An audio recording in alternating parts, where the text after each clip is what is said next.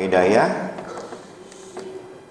Kirim doa untuk almarhum Bapak Mansur bin Bajuri dan almarhumah Ibu Siti Aisyah binti Mustaqim, dan mohon doa untuk anaknya semoga dilancarkan rezekinya dan dimudahkan segala urusannya sebesar 500.000. Baik jemaah sekalian, kita doakan semoga yang memberikan infak ini khususnya untuk niatnya untuk almarhum dan almarhumah, semoga Allah lapangkan kuburnya, Allah maafkan kesalahannya, dan anak-anaknya diberikan kelancaran dalam rezeki dan dimudahkan segala urusannya. Ala hadiniyah. Al-Fatihah.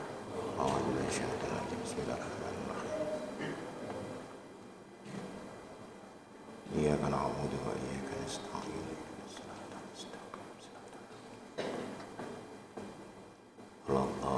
Amin. Baik, ditunggu susulannya yang lain yang mau infak ya untuk kirim pahala.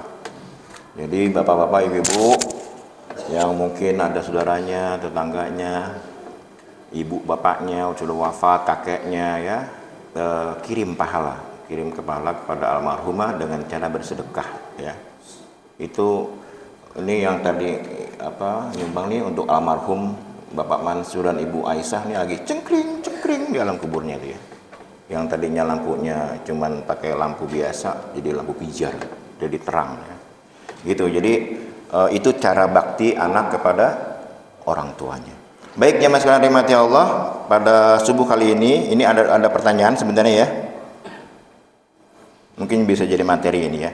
Saya ingin mengingatkan bahwasannya di bulan Ramadan saya sering mengatakan bulan Quran. Jadi kalau anak-anak mungkin dengan remaja sudah baca Quran, bawa bapaknya ini ya, kita ini coba dibuka lagi Qurannya, karena segala sesuatu Pak, segala hal, kalau kita segala hal yang berhubungan dengan Al-Quran itu pasti mulia. Segala sesuatu yang berhubungan dengan Al-Quran pasti mulia. Contoh misalnya malaikat Jibril.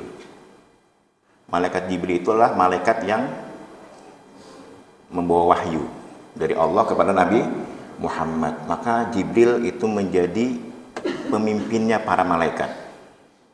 Kenapa? Karena Jibril memang membawa Al-Quran. Nabi Muhammad karena diturunkan padanya Quran, maka beliau ya Rasul menjadi Sayyidul Anbiya wal Mursalin, menjadi pemimpinnya para nabi dan rasul. Siapa lagi?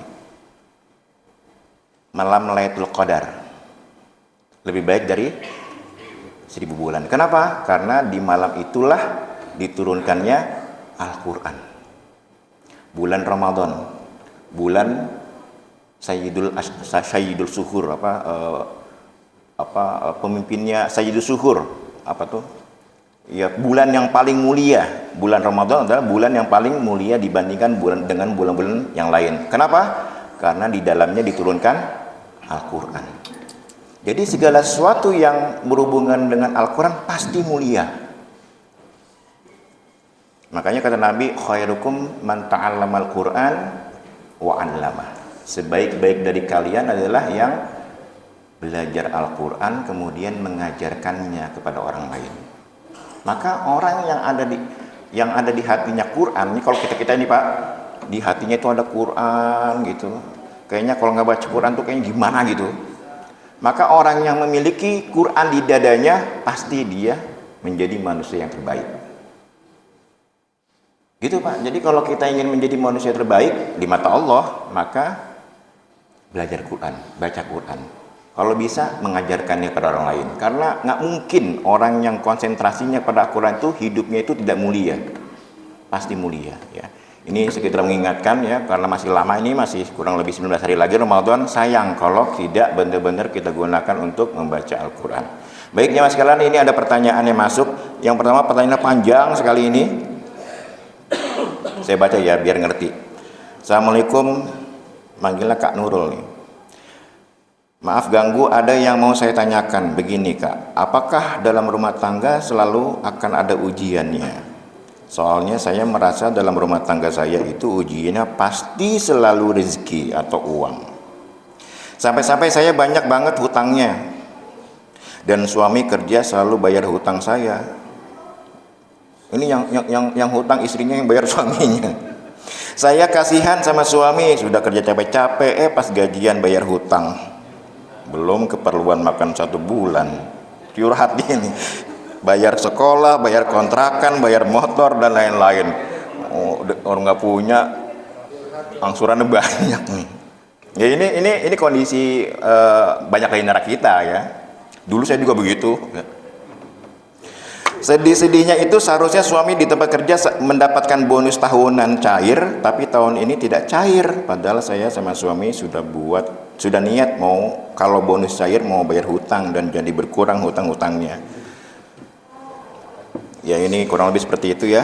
Kemudian apa yang seharusnya saya dan suami lakukan biar semua urusan hutang lunas dan rezeki terus mengalir dan bertambah? Yang terakhir, apakah saya dan suami kurang beramal dan sedekah? Ini udah dijawab terakhirnya. Apakah saya dan suami kurang beramal dan sedekah? Ya itu jawabannya ya. Itu jawabannya. Jadi sadar dia ya. Jadi nggak gini, pas saya sering banget ini ya. Semalam juga baru saya katakan bahwa nggak ada tuh orang yang rajin sedekah atau infak sesulit ini hidupnya. Maaf ini yang nanya ya. Jadi nggak mungkin tuh kalau orang sering sedekah, sering infak itu banyak hutangnya, nggak mungkin Pak. Mustahil itu. Jadi ketahuan aja kalau udah ujian sulit, sambal sulam gitu, ya karena kurang sedekah. Ya sedekahnya ada mungkin ya, tapi sedikit, kurang banyak. Jadi jangan mentang-mentang kita sebulan, kemarin udah sedekah, bulan kemarin udah sedekah kok, berapa 10.000 gitu. Ya sedekah bagus, tapi kurang, nggak mendongkrak. Kan kata Nabi, kata Allah, la tanalul birra hatta tunfiqu mimma tuhibbun. Kalian belum mendapatkan kebaikan yang sempurna kalau belum mendermakan, menginfakkan harta yang kita sukai. Uangnya 1 juta, infaknya 10.000. Punya uang 1 juta nih Pak di dompet. Kalau Pak Sekum, Pak Yudi, punya uang 1 juta, dimasukin kotak amal berapa? Kalau ada 5.000 dimasukin. Nah itu berarti harta yang tidak kita cintai. Ya penenang ya. Kalau penenang mah punya uang 1 juta setengahnya tuh. Coba lihat besok ada amplop dari penenang ya. Ya jangan punya uangnya 1 juta yang diinfakin cuman 10.000. Itu bukan harta yang kita cintai, nggak mendongkrak kok. Enggak. Ya, jadi kalau hidup kita banyak hutang, kemudian sulit, udah sedekahnya. Jadi ini dia alhamdulillah yang nanya itu sudah sadar diri bahwa apa saya kurang sedekah? Ya iya memang kurang. Ya. Nah kemudian jemaah sekalian, apa tadi pertanyaannya apa?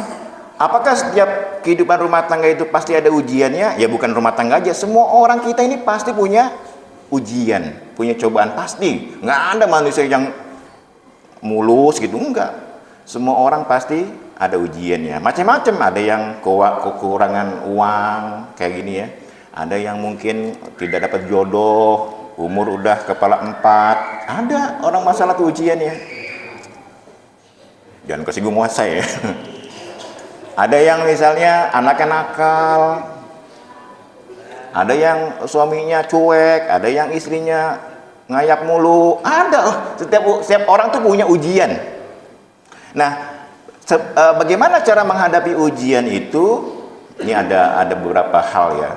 Ini biar kalau kita punya ujian, setiap orang pasti punya ujian. Nabi aja punya kan ujian kan. Kita mah belum ada apa-apanya Pak dengan ujian Nabi. Nabi ditumpukin, diusir. Emang ada kita diusir dari sini? Nggak ada kan? Nabi diusir Pak dari kampung halamannya. Diboikot sampai mati istrinya ya. Itu Nabi. Nah kita belum diusir sama warga sini kan, kita kan masih, artinya kita masih aman gitu ya tinggal di sini. Nah, kalau kita menghadapi ujian apapun, maka yang pertama sikap kita yang pertama adalah ini ada dua pilihan. Bapak menghadapi ujian itu mau seperti apa? Yang pertama, ridho, ikhlas, menerima ujian yang Allah berikan kepada kita. Kata Allah, barang siapa yang tidak kuat, tidak menerima ujian yang aku berikan, maka silakan cari Tuhan selain aku. Itu Allah berfirman dalam hadis qudsi, barang siapa yang tidak menerima ketetapanku, takdirku, silakan cari Tuhan selainku. Bapak mau nyari itu patung, mau nyari Tuhan selain Allah, enggak kan? Yang pertama adalah ikhlas, ridho menerima takdir Allah. Kenapa? Kalau kita ikhlas menerima takdir Allah, maka yang pertama kita mendapatkan pahala. Bapak kan ujian nih, nggak lulus ujian atau nggak lulus apa gitu ya. Pokoknya ada cobaan lah. Kemudian kita menerima, ya Allah ini mungkin takdir darimu. Ikhlas menerimanya, maka yang pertama kita mendapatkan pahala. Yang kedua, Allah akan memberikan kemudahan bagi cobaannya itu. Fa inna ma'al usri yusra. Itu janji Allah. Setiap satu kesulitan pasti ada banyak kemudahan. Itu tafsirannya. Kalau dalam terjemahannya kan ada dua kemudahan. Tapi maksudnya di setiap satu kesulitan pasti ada banyak peluang kemudahan. Jadi yang pertama apa? Kalau kita ikhlas mendapatkan pahala. Yang kedua akan diberikan jalan keluar, kemudahan. Ya. Dan nanti kita menjalankannya pun dengan mudah. Jadi kalaupun cobaan itu berat, tapi kita, ini mah mudah ini. Jadi kita kalau mendapatkan cobaan itu menganggapnya gini Pak, kalau sudah ikhlas, Allah sedang bercanda nih dengan aku, gitu. Allah sedang bercanda. Makanya kalau kaum sufi itu yang sudah sangat dekat dengan Allah, kemudian mendapatkan cobaan, kalau dia sudah tidak kuat dengan cobaan itu, dia langsung berdoa, ya Allah udah dong bercandanya. Aku udah gak kuat ya Allah, gitu. Makanya doanya kan apa? Rabbana wala tahmilna ma la taqata lana bi wa'fu anna. Ya Allah jangan kau bebani aku dengan beban yang di luar batas kemampuanku. Itu yang pertama kalau kita menerima dengan ikhlas. Kalau kita tidak menerima dengan ikhlas malah mengutuk gitu. Gimana Allah nih aku nggak kuat. Akhirnya karena dia mendapatkan cobaan itu, dia malah tidak ibadah, tidak sholat lagi, tidak baca Quran lagi, tidak infak lagi, karena dia mendapatkan cobaan dan tidak menerimanya takdir dari Allah. Maka yang pertama dia mendapatkan dosa karena dia tidak menerima takdir dari Allah. Yang kedua tidak akan menemukan kemudahan dalam menghadapi cobaan itu. Jadi dicoba, ya udah makin terpuruk dia, makin sulit menjalani cobaan itu. Dan yang ketiga tidak akan mendapatkan jalan keluar. Wah ribet lagi nih, udah dapat masalah, udah dapat cobaan, malah tidak mendapatkan jalan keluar. Jadi yang pertama kita lakukan kalau kita mendapatkan musibah, yakin bahwa ini adalah takdir dari Allah dan kita ikhlas menerimanya. Ya. Kemudian baru mencarikan solusi. Nanti akan muncul tuh solusi-solusi itu, kemudahannya.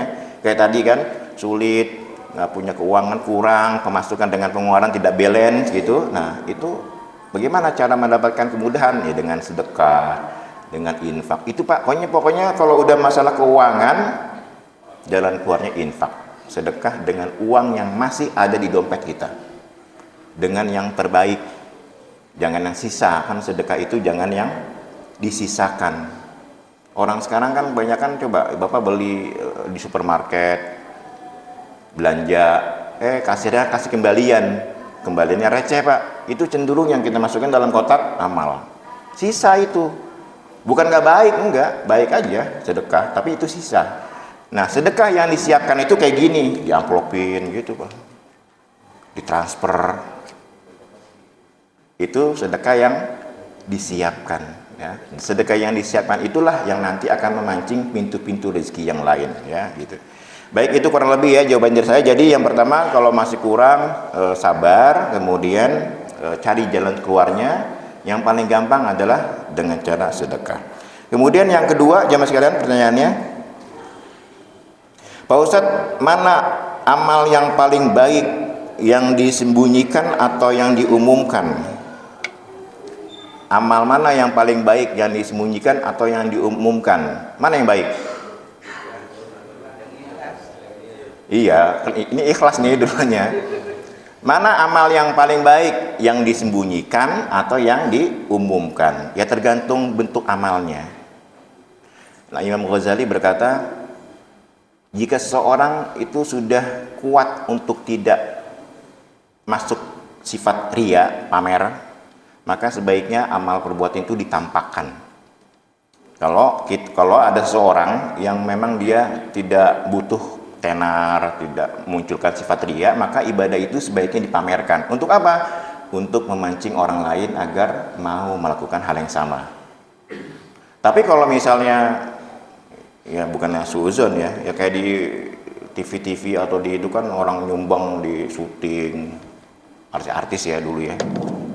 Santunan anak yatim di syuting, sengaja lagi manggil wartawan, dibayar wartawannya itu biar diliput. Nah itu kan ada unsur riya tuh. Nah itu sebaiknya sembunyi-sembunyi.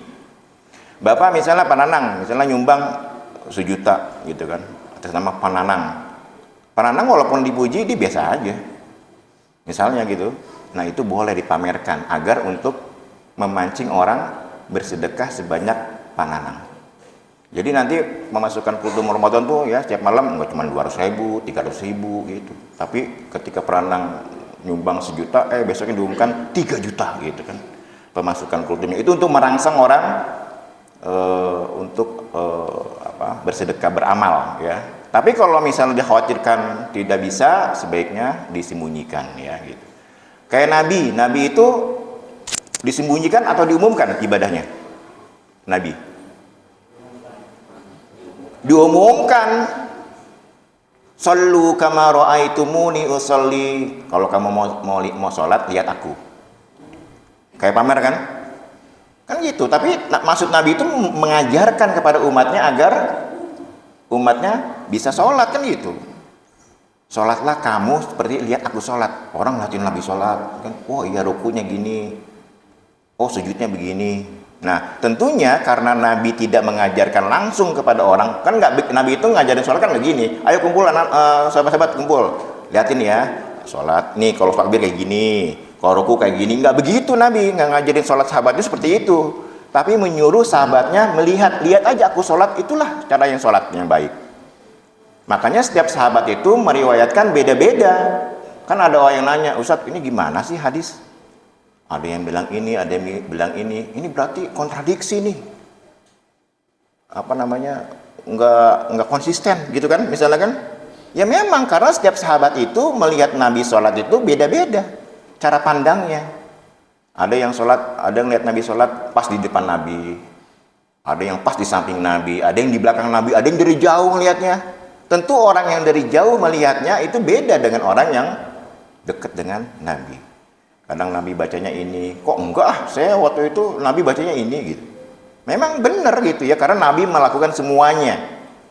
Sujud dari i'tidal, mau sujud, ada yang kadang-kadang Nabi sujudnya tangan duluan, kadang-kadang lutut duluan gitu. Jangan bilang kemudian, wah ini nggak ada yang bener nih gitu kan. Enggak, dua-duanya benar, karena sahabat satu saat melihat Nabi sedang sholat sujud itu sujud kaki duluan, lutut duluan, kadang-kadang tangan duluan. Makanya ada ulama yang mengatakan waktu Nabi sholat dengan lutut itu ketika Nabi masih muda. Tapi ketika Nabi sudah mulai agak berusia, lanjut usia gitu, umur mungkin 55 ya, Nabi sujudnya dengan tangan duluan. Yang nggak boleh dengan jidat duluan, Mbak ya. Kalau jidat duluan. Nah itu jamaah sekalian ya. Jadi amal ibadah itu boleh diumumkan, boleh disembunyikan. Kalau saya pribadi yang sifatnya sedekah, umumin aja. Umumin aja kayak gini, diumumin aja. Kenapa? Karena itu untuk memancing orang lain untuk ikut bersedekah. Bapak kalau mau sedekah, ikhlas tidak ikhlas sedekah. Jangan kemudian saya kalau numbang banyak takut nggak ikhlas. Iya, kalau cuma 100.000 kan nggak malu. Tapi kalau 1 juta, kalau aku nyumbang 1 juta nanti diumumin takut nggak ikhlas. Itu mah pelit ya. Jadi yang namanya sedekah itu mau ikhlas kayak mau nggak, sedekah pokoknya. Sedekah pokoknya. Kenapa? Karena mau ikhlas mau tidak ikhlas pasti diganti. Kalau sedekah, Pak. Sedekah itu Bapak mau ikhlas kayak mau enggak kayak pasti ganti sama Allah, berlipat ganda. Soal pahalanya itu urusan Allah. Tapi kalau barang siapa yang nyumbang 1 rupiah diganti 10 sampai dengan 700 kali lipat, itu mah mau ikhlas mau enggak. Makanya kalau Bapak lihat orang non-Islam ya, orang non-Islam itu bantu di mana-mana gitu, hartanya makin banyak. Memang itu hukum alam, memang sunnatullah.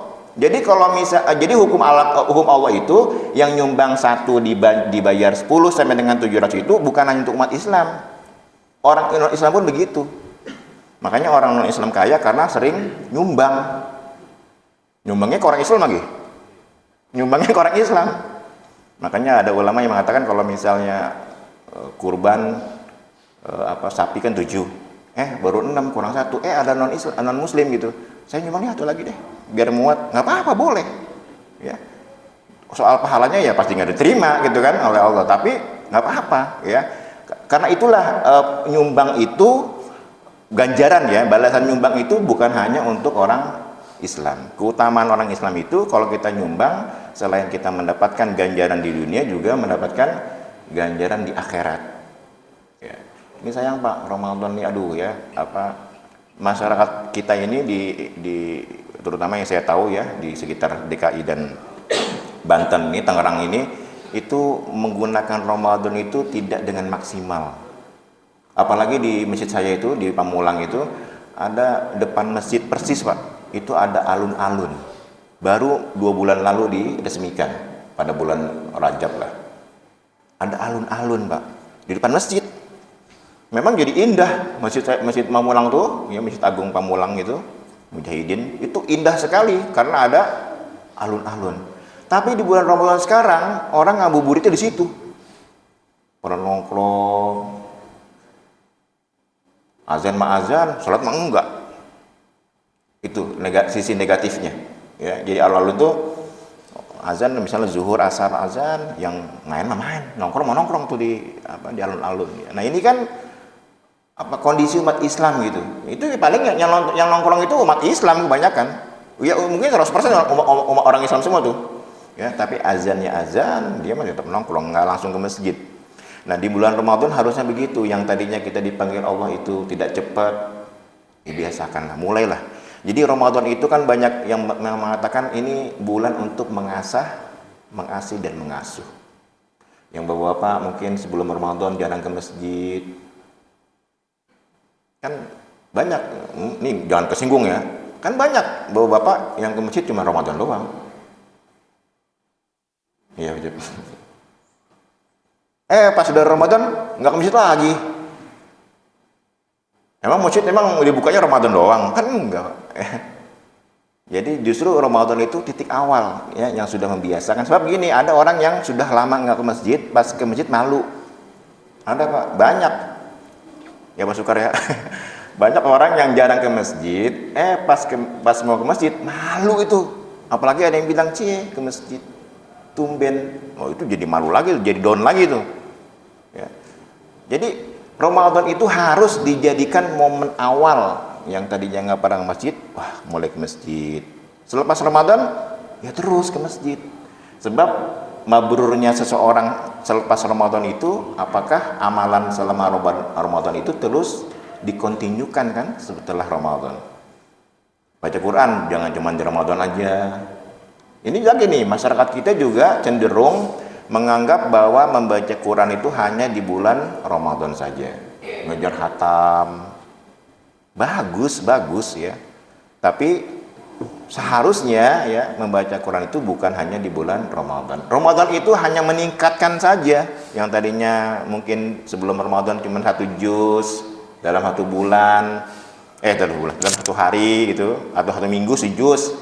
Di bulan Ramadan bisa 3 juz gitu, meningkatkan jadinya ya. Nah seperti itu jemaah sekalian, mari kita isi sisa-sisa Ramadan ini ya, mumpung masih lama, dengan harus dengan niat yang kuat. Harus niat yang kuat. Kebaikan itu harus dipaksakan, kebaikan itu harus didekati. Karena kalau tidak didekati, maka dia tidak seperti kebaikan. Beda dengan kemaksiatan mah nggak dideketin juga udah kelihatan kemaksiatan. Tapi kalau kebaikan itu cenderung harus kita deketin, harus kita paksakan. Beragama itu harus dipaksakan, apalagi di usia-usia kepala 4 ya. Kalau usia-usia anak-anak mungkin wajar lah ya. Tapi di usia mungkin sudah nikah, apalagi sudah berumah tangga, itu harus dipaksakan. Kalau rumah tangga kita ingin berjalan harmonis, minimal tidak banyak masalah, ya sudah, apalagi yang harus kita lakukan selain mendekatkan diri kepada Allah. Pelan demi pelan, sedikit demi sedikit, yang kita mampu ya. Kita tidak bisa mampu bersedekah dengan uang 1 juta, ya setengahnya. Nggak bisa setengahnya, seperempatnya.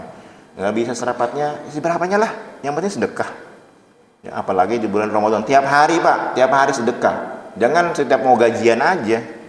Sedekah itu setiap hari. Ya, di bulan Ramadan. Tidak ada, pokoknya kalau taraweh kasih berapa? Maunya berapa? 2.000. Jangan 2.000 lah, kalau Ramadan lah 10.000. Kalau sebulan 300.000, digantinya minimal 3 juta tuh nanti di akhir Ramadan sama Allah. Kan nggak yakin aja. Kita nggak yakin aja, ya. Coba setiap hari 10.000. Kalau misalnya besoknya nggak sempat taraweh, double tuh, besoknya 20.000 gitu. Pokoknya disiapin untuk Ramadan saya mau infak sedekah sekian ratus ribu, dicicil. Ya, karena pasti akan Allah ganti ya. Yang ingin THR enakan dari Allah apa dari manusia? Dari Allah lah. Jadi jangan takut miskin karena sedekah. Kata Allah, ketika ada cobaan, kekurangan rezeki, kok kita merasa hati kita tuh takut, kemudian sedih, khawatir. Loh, emang kita ini nyembah Tuhan yang miskin? Kita ini menyembah Tuhan yang maha kaya, ya kan? Maha kaya Pak. Siapa orang yang paling kaya di dunia sekarang? Saat ini, Bill Gates. Siapa lagi? Siapa pencipta Facebook apa? Iya itu, ya kan? Yang Bill Gates atau si itu tuh yang kalau apa yang di dunianya komputer tuh kan dia uangnya jatuh $100, ya. Ilustrasi saking kayanya ini, uangnya kan mengalir terus walaupun dia tidur tuh. Bill Gates itu ya dulu ya, itu dia kalau tidur aja uangnya mengalir terus tuh ke transfer ke rekeningnya. Dia kalau uang dia jatuh $100 jatuh. Dia mau ngambil, sebelum ngambil tuh uang yang $100 tuh udah keganti dari transferan orang lain, ya, dari transferan itu saking kayanya itu muter uangnya. Sebelum dia ngambil aja uang $100 itu sudah terganti. Nah itu apa kemuliaan yang hanya ada di dunia. Ini Pak ada cerita ya. Mungkin saya pernah cerita ya. Suatu hari Umar bin Khattab main ke rumah Rasulullah, izin. Assalamualaikum ya Rasul. Rasulullah sedang istirahat. Bapak tahu tidurnya Nabi di mana? Kalau Pak Yudi di mana tidurnya? Kasur empuk. Kasurnya empuk. Wah, nikmat banget ya. Nabi itu tidurnya di pelepah kurma, Pak. Kayak tikar gitu. Kalau tikar masih halus. Pelepah kurma, Pak. Tidur. Ketika masuk diizinin, kemudian Nabi bangun, di lehernya itu ada tanda bekas pelepah kurma. Ya kayak tekenan tikar gitu. Melihat itu Abu Bakar menangis. Kata Nabi, "Maafkah kayak Umar? Apa yang menyebabkanmu menangis ya Umar?" Maka Umar berkata, "Ya Rasulullah, engkau ini Nabi, penguasa Jazirah Arab. Semua Jazirah Arab berada di kekuasaan tanganmu. Lihat Raja Persia ya Rasulullah, mereka tidur di kasur yang empuk, di mahligai, duduknya di kursi emas. Lihat Raja Bizantium ya Rasul, mereka hidup mewah. Engkau ini penguasa Arab, tapi kehidupanmu begitu sederhana. Harta yang engkau miliki hanya ini yang aku lihat." Umar nangis. Jarang-jarang ya, Umar tuh menangis 2 kali Pak dalam hidupnya. Umar bin Khattab Al-Faruq ya, itu menangis dalam hidupnya hanya 2 kali. Yang pertama itu melihat Rasulullah, kehidupan Rasulullah. Yang kedua saat beliau mengingat pernah mengubur anak perempuannya hidup-hidup. Itu dua kali, 2 momen Umar menangis. Apa jawab Rasul ya jamaah sekalian? Rasul menjawab, "Wahai Umar, kita ini umat yang menunda kenikmatan itu untuk akhirat. Kita ini adalah umat yang menunda kenikmatan itu untuk akhirat. Kalaupun di dunia itu hanya bonus. Sabarkah engkau mendapatkan kenikmatanku di akhirat? Mau didahulukan di dunia atau di akhirat?" Umar berkata, "Ingin di akhirat saja ya Rasulullah." Nah jadi apa kemewahan dunia itu bukan jaminan, tidak selama jaminan bahwa Allah itu sayang kepada seseorang. Bapak kalau melihat ada orang kaya, hidupnya mewah, padahal dia nggak pernah sholat, maksiat, enak banget dia ya, hidupnya mewah. Itu bukan berarti bahwa Allah sayang kepada orang itu. Justru dalam Al-Quran itu disebut sebagai penundaan agar orang itu nanti kelak akan diambil kenikmatannya itu sekali waktu. Jadi kalau Bapak merasa berbuat maksiat, sering judi, sering minum, bohong, dusta, nyakitin orang, mengambil hak orang, kemudian Bapak merasa hidup Bapak nikmat, kaya, tenang, koruptor itu hidupnya mewah, tunggu saja, itu namanya istidraj dari Allah. Allah sengaja mengulur waktu, silakan nikmatin. Nanti pada suatu waktu Allah akan mengambil saat yang tepat untuk membetot kenikmatan itu sekali waktu. Ya. Jadi apa yang kita rasakan di dunia kan tidak ada sesuatu yang tenang di dunia ini. Bapak menemukan nggak ketenangan di dunia? Nikmatnya istirahat nggak ada, Pak. Orang yang namanya hidup itu pasti punya masalah, nggak akan tenang hidupnya. Nggak akan tenang hidupnya kalau kita masih mengurus masalah dunia, nggak akan tenang. Dan kalaupun kita banyak harta, apa yang kita inginkan tuh ada, toh kita juga nggak akan tenang hidup kita. Ya. Ketenangan itu akan kita dapati ketika kita melangkahkan masuk pintu surga Allah. Ya, Imam Ibnu Hanbal pernah ditanya, ya wahai Syekh, kapan seseorang itu bisa menikmati indahnya istirahat? Beliau berkata, ketika dia melangkahkan satu kakinya memasuki surga Allah, baru tenang. Karena di surga sudah tidak ada masalah. Ya, selama hidup sebelum masuk surga, orang pasti punya masalah. Ya, jangankan kita. Jadi kalau misalnya kita punya masalah banyak, ingat aja Nabi, Pak. Gimana Rasulullah kehidupan selama di dunia, banyak masalah, kita belum ada apa-apanya, ya. Kita kan belum pernah tuh lagi sholat cekek. Saya pernah lagi sholat cekek. Bandingkan dengan orang yang di Palestina, bandingkan orang yang di Suriah atau di negara-negara yang non Muslim. Itu orang mau sholat aja susah. Kita enak, Pak, sholat gratis masuk masjid. Emang masuk masjid bayar? Enggak, Pak, gratis, aman. Ya, orang Palestina mau ke Masjid Aqsa aja harus berhadapan dengan senapan. Kita enggak. Itu nikmat yang sangat luar biasa tinggal di Indonesia. Ya.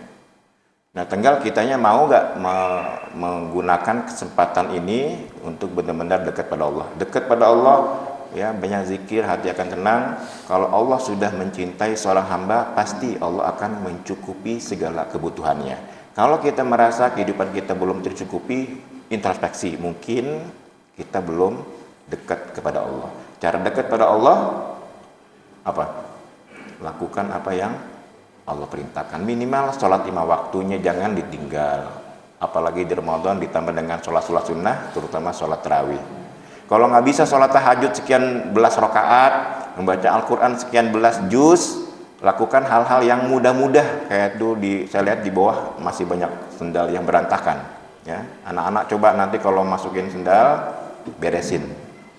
Ya, walaupun itu bukan sendal kita, masukin aja, Pak. Ini ada hitungannya. Kita memindahkan sendal ke tempatnya itu, merapikan keset yang ada, menyiram tanaman, itu pasti ada balasannya. Ya, wa may ya'mal mithqala dzarratin khairan yarah. Barang siapa yang mengerjakan amal perbuatan sekecil apapun pasti akan ada balasannya. Allah melihat yang nanti akan diganti, akan dibalas oleh Allah pada saat-saat kita membutuhkannya. Ya. Nah, ini di bulan Ramadan kita gunakan seperti itu. Ini saja ya sekalian yang dapat saya sampaikan. Saya mengingatkan, yuk kita infak, ya, sediakan hartanya, uangnya, ya, jangan takut miskin. Malah nanti kalau kita infak uangnya akan bertambah. Mari kita tutup majelis kita dengan membaca kafaratul majlis. Subhanakallahumma wa bihamdika asyhadu an la ilaha illa anta astaghfiruka wa atubu ilaik. Assalamualaikum warahmatullahi wabarakatuh.